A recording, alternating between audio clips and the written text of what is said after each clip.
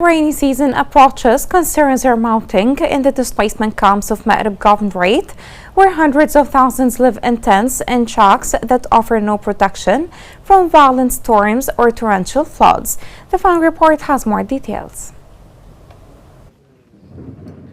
Heavy rains are on the horizon, and the sense of dread is spreading through the displacement camps of Yemen's Marib Governorate. For the hundreds of thousands living in tents and makeshift shacks, rain isn't a sign of life, but a direct threat. Last year's floods are a painful memory, a tragedy that claimed dozens of lives and forced thousands more to flee as their homes were washed away.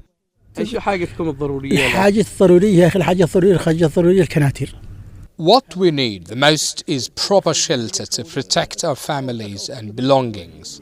As for the tarpaulins, they are not real cover. They last for a month or less, then the wind tears them apart. They don't provide lasting shelter. And they can't handle rain, maybe a light drizzle at best. But they can't stand the downpours we are accustomed to. Despite repeated warnings of impending heavy rains and thunderstorms, the situation in the camps remains critical. The shelters are fragile and there's a troubling lack of official preparation. The Executive Unit for Camp Management, the very body tasked with leading these protection efforts, has neither the emergency plans nor the supplies needed to respond to the changing climate. This leaves dozens of displaced individuals to face the danger alone. Displacement camps are frequently hit by weather changes and harsh climate conditions, worsening the suffering of displaced people, especially with no emergency stock available in Marib Governorate and very limited humanitarian response. During extreme weather and disasters, displaced families face even greater hardship, mainly due to inadequate shelter.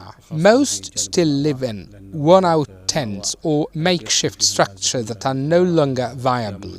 We call on humanitarian partners and the government to urgently upgrade the camps according to international standards and to replace current shelters with more durable, long-term solutions.